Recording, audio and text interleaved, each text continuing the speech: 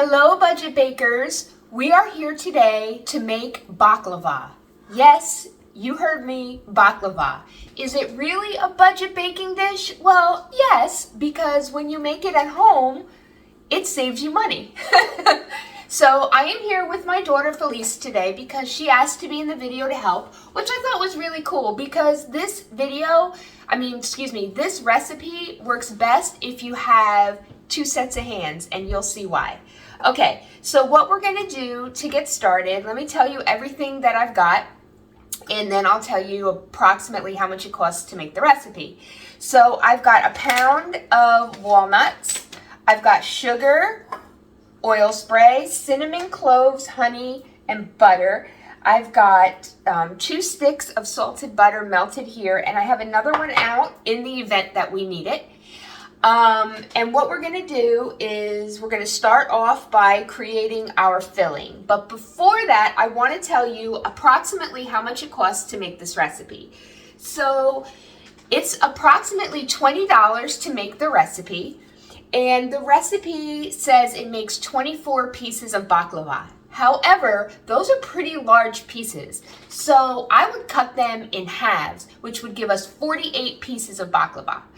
And that is a budget baking recipe, because if you go and purchase baklava, you are going to spend probably $5 for one little triangle.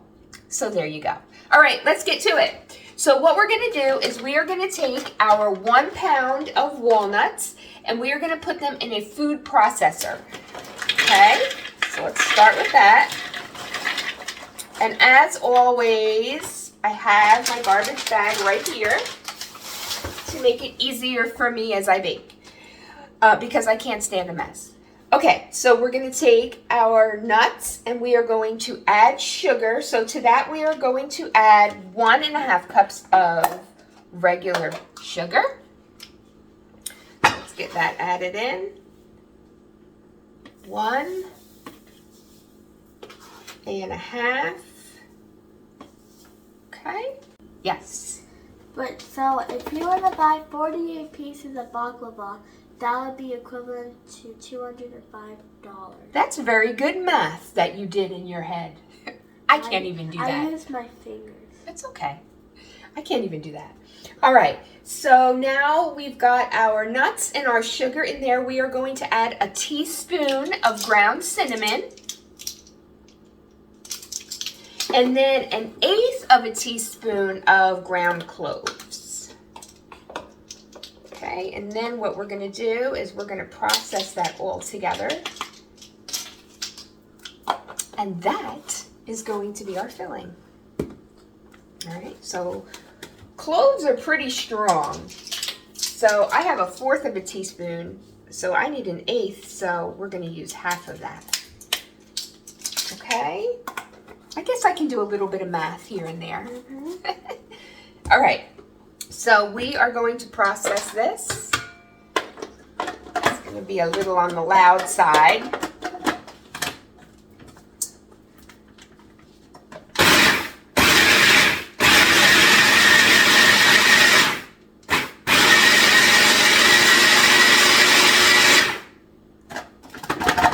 That looks good. So I was actually going to process it before I started the video, and then I was like, no, I should show everybody how to do it. And so that's what I did. So let's unplug this and remove this. And I've got a bowl right here that I'm actually going to pour this into. And two, I wanted you to be able to see the consistency of it. It's not particularly fine. There's still some chunks in it, which is what we want. Okay, so let's move this over. Here we go. All right, now the fun part. I get to hand you this? Yeah, so what I've done is, before we get started, I just want to say that, hold on one second, I've made this recipe before. And the last time I made the recipe, I did not separate the phyllo dough, okay? And it was a problem. So this time I went ahead, this recipe requires 1 box of phyllo dough, which is, hang on, give me a second, 16 ounces. So I've gone ahead and separated it on the counter to make for easier preparation, okay? Is it edible? Yeah, of course.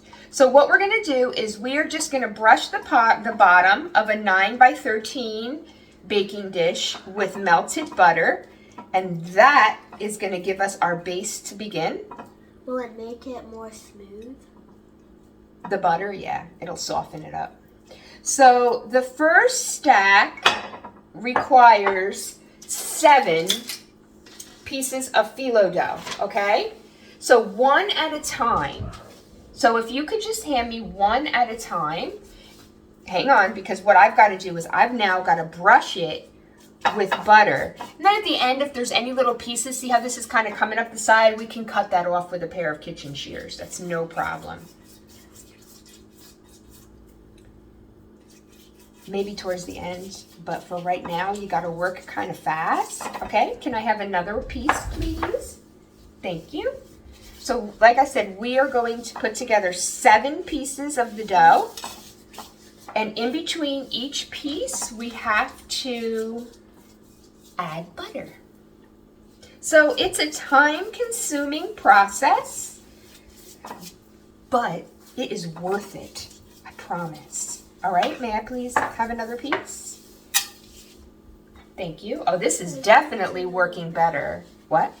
The middle ripped. Oh, it's okay if it rips a little bit. It's okay. I mean, we don't want it like ripping apart, but it, you know, some of them are gonna have little tears. It's okay.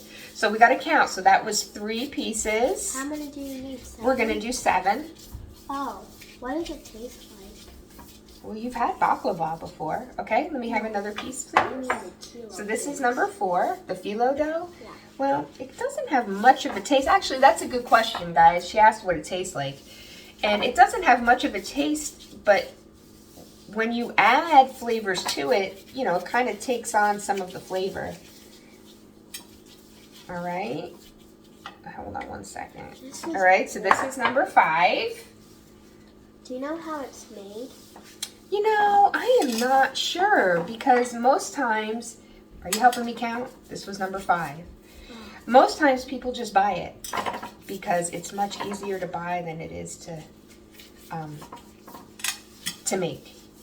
Oh. Kind of like croissants. Because of how All right, thin it one more is. piece. Like So this is because of the 6. consistency. So what I'm going to do, guys, is I am actually going to talk through the first part that we're going to do here. I'm going to talk you through it, and then I'm going to keep recording, and I'm just going to kind of fast forward for you through the rest of it, so you don't have to sit and watch us do this. Please do not. Okay, so this is 7.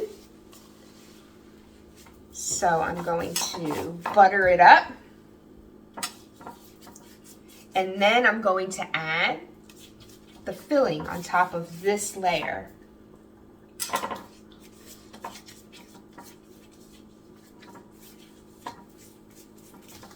Okay, you want to make sure it's covered pretty good. All right. Now some filling. Let's go with 1 cup. And I'm going to sprinkle it on there.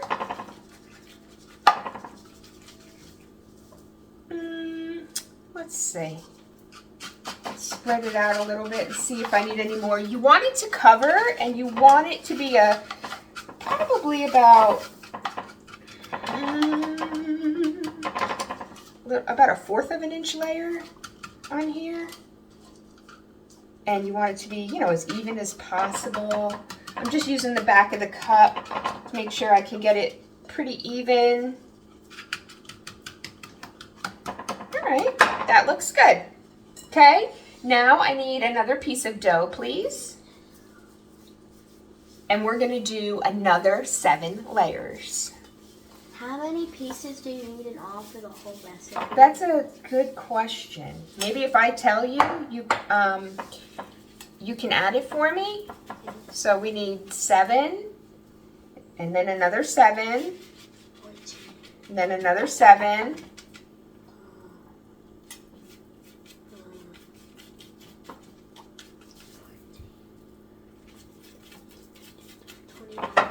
28. And then we end with 5. So how many is that? 28 plus 5. 33. All right. This looks like a way more. All right, so this is 2. All right, so my daughter and I are going to keep going. It's okay if it rips a little bit. It's okay.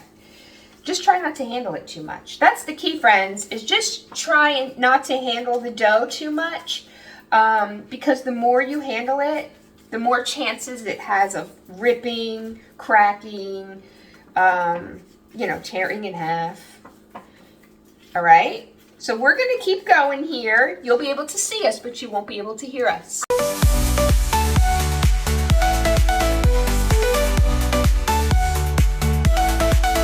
Okay, friends, I have grabbed my kitchen shears because it is time for me to trim off the excess that's coming up the sides here, okay? So I have put another 7 layers down. I'm going to trim it and then continue on with my filling.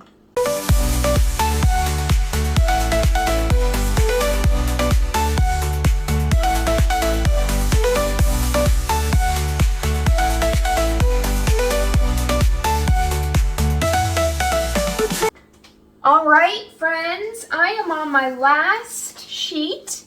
So I wound up with a little bit more than I thought. I actually wound up with 3 layers of filling. And so I had to use 7 more sheets than we originally calculated at the beginning. So I've just added my last 5 and I've brushed them all with butter. As you could see, I had to melt my butter a little bit in the microwave because it started to solidify and it was making it difficult to spread. So this is my last layer. I've been cutting this side as I've been going. So I am going to just take off these last couple of little pieces. All right.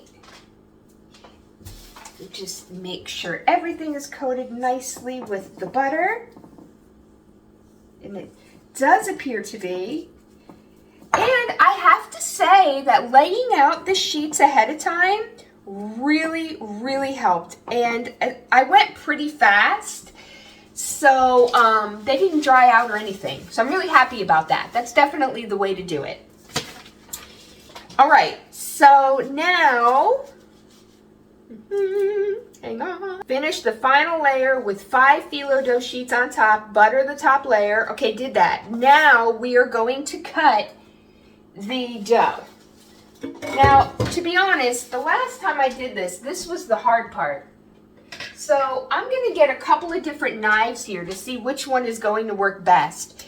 The last time we tried this recipe, like I said, I was working on it with a friend of mine, and we started with a serrated knife because one would think that a serrated knife would do best, and it did not. So we then changed it to a regular knife, and then it worked. So we are going to cut this into the square pattern. So let's see here. Or excuse me, the diamond pattern. So we're going to cut it down this way. Okay, this is working well. Just make sure that your knife is sharp. Now really, you could cut this into any shape that you want.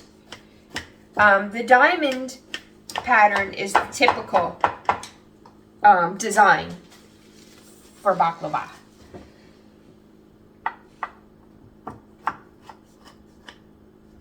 So what I've done is I've cut 1, 2, 3 rows long way, and now I'm cutting across. And I'm cutting them into little squares.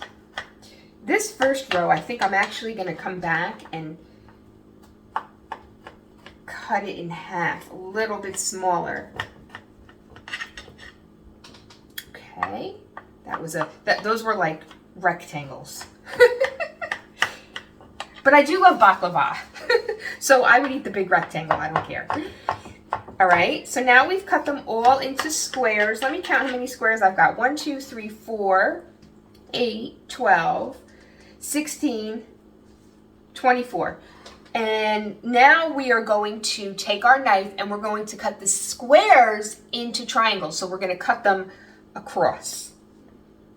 I know it sounds confusing, but you'll get it. You'll see. Okay. And you just have to kind of be careful. And like I said, make sure you're using a sharp knife because you will rip these apart if you do not have a sharp knife. Because even me here having a sharp knife, I'm having to hold the tops down, as you can see. Otherwise, I'm going to rip the top layer of phyllo dough off. But it does make sense to cut them before you bake them, because after you bake them, you're going to add the syrup on top. And at that point, it's over. Whatever shape you have is what you're going to get. And so while these are baking, we are actually going to prepare the syrup. Now, unfortunately, mine aren't perfect squares. Some are a little bit larger than others, but it's okay. These treats are so filling, which is why I wanted to go ahead and cut mine, smaller into the 48 triangles instead of the 24. Because, like I said, super filling. All right, friends. So, let's see. We can definitely cut that one. I am not going to be brave and cut these little end pieces right here. I'm going to leave them as baklava squares. All right. So what we're going to do now, I've got my oven preheated to 350 degrees. And I am going to pop this into the oven and bake it for about 45 minutes. While it's baking, we are going to make the syrup, but I've got to cut out and come back. This way you can see what I'm doing when we make the syrup. Okay, so let me go ahead and get this in the oven and set my timer for 45 minutes. Well, hello. I am back, and we are going to make our syrup. Okay, so what we've got here is we've got 2 cups of water. I've got a pan on about medium back here. Actually, I'm going to turn that up a little bit. Between medium and medium high. We're going to add 2 cups of sugar. Go ahead and get that added in. And then, did I say sugar? That was water. It's been a long day, let me tell you. First thing this morning, I got up, right? I went to the gym, and then I had to run to the store because I had to get a couple things. And then my daughter and I decorated the inside of the house for Christmas. So it's been a long day, but I really wanted to make this recipe because, it's delicious. So anyway, that was 2 cups of water. Okay, and now we are going to take 2.5 cups of sugar, and add it to the water. So this is a 1/2 cup scoop. So we've got 1 cup, and then we've got our 1/2, and then we're going to do 1 more cup of sugar, okay? So we got that added in. Okay, now we're going to take 1 cup of honey. So my little trick here is I'm going to spray the measuring cup with cooking spray before I add the honey. This way the honey comes out of the cup and it doesn't stick and we don't waste any. Because Deanna doesn't waste, right? Okay, so we're going to add 1 cup of honey. Now I purchased this honey. This is larger than like the average little bear-shaped honey container that you get from the grocery store. And it's also less expensive. I think to be honest with you, I think I bought this one from Amazon. Unless this is the local one that I bought. I don't know, I flip-flop back and forth. Okay. All right, so we're gonna add, and like I said, it's 1 cup of honey, and I'm using a 1/2 cup scoop here. So let's just do that again.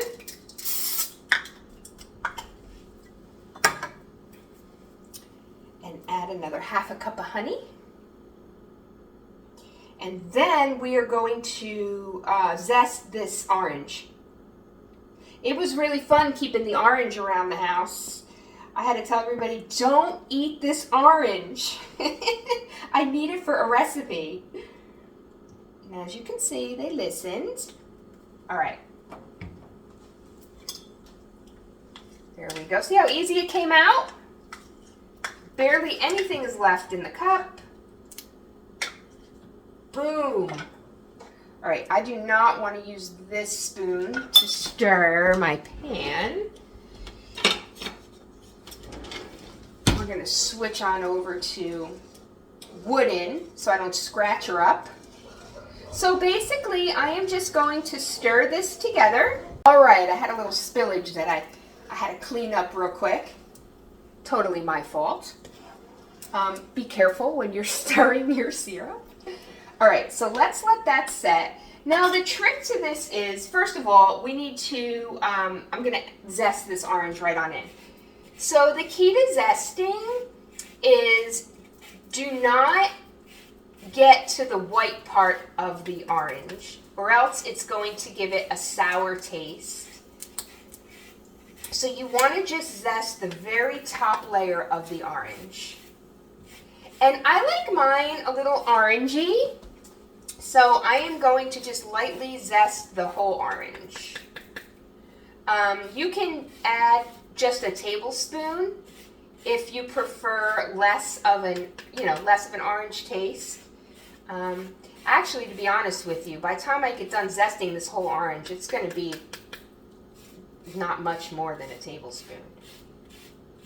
One time when I was working at the bakery, I had to zest, oh my goodness, how many lemons? It was like 12 lemons for a lemon cheesecake recipe that we were making.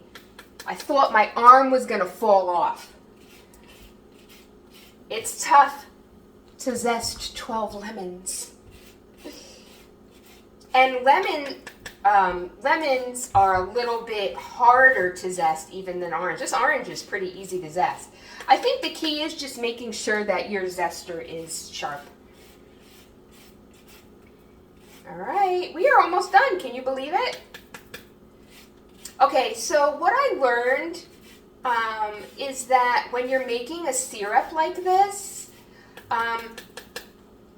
you want to make sure that you bring it to a boil. I'm going to turn it up a little bit because you want to make sure that the sugar is melted. You don't want a gritty syrup, okay? That is key. All right, friends, that looks good.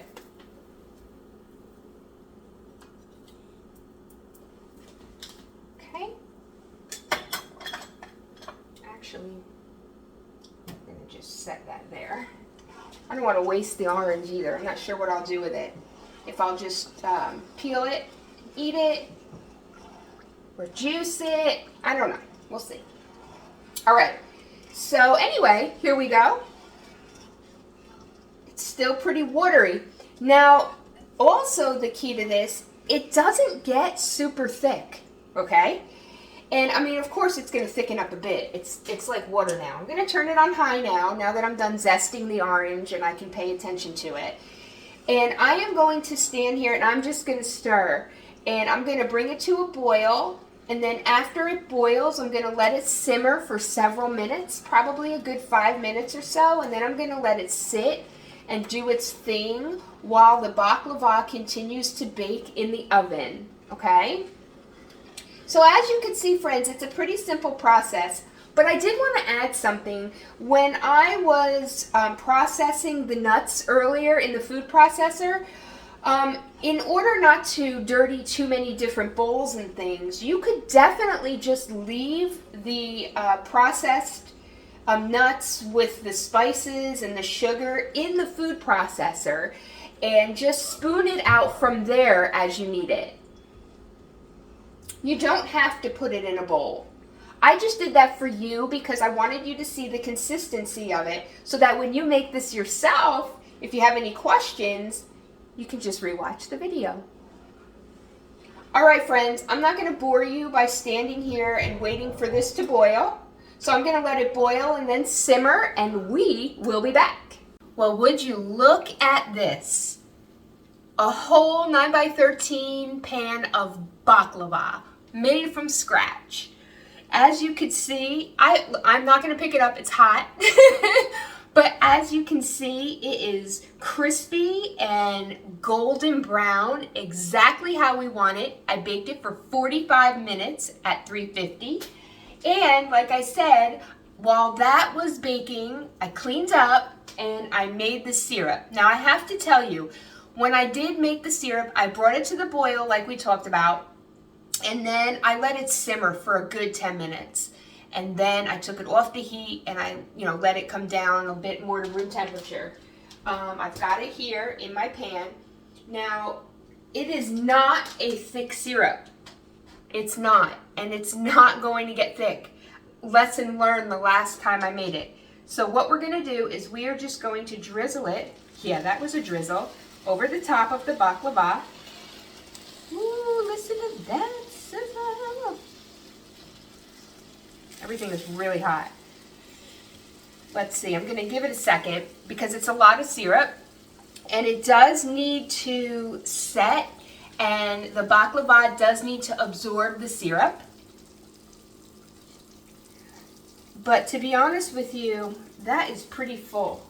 So I'm just going to set this back down over here. Very good.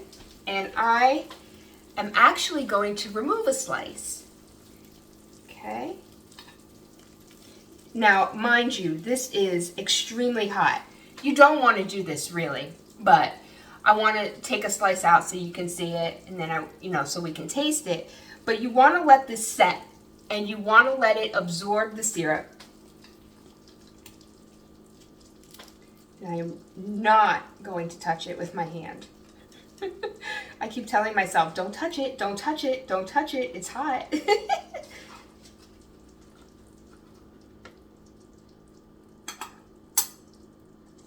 I'm going to walk over here so you can see it. And there we have it, folks. Baklava. All right, so I'm going to taste a little piece, and then I'm going to have my tester come over. You guys know who that is. But it is super hot.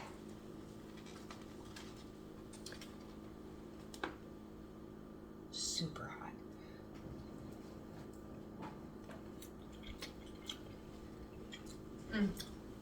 The flavor is really good, but I have to tell you, the longer this sits and absorbs the syrup, the better it gets.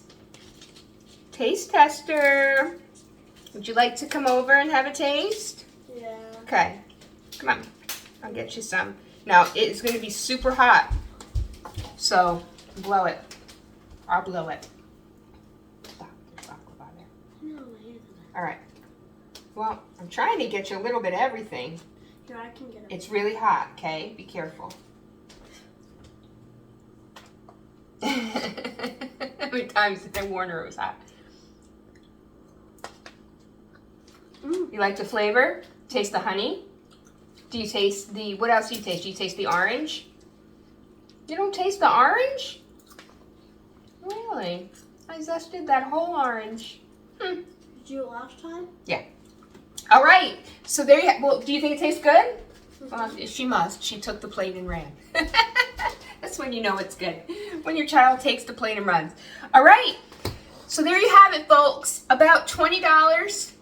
If you can find ingredients on sale, of course it would be less, but it cost about $25 to make this dish. We've got 48 individual pieces of baklava, and it will save you a lot of money. This is great to give as gifts for the holidays. You can do a whole pan, a half a pan. You can put it on a cookie platter with other cookies.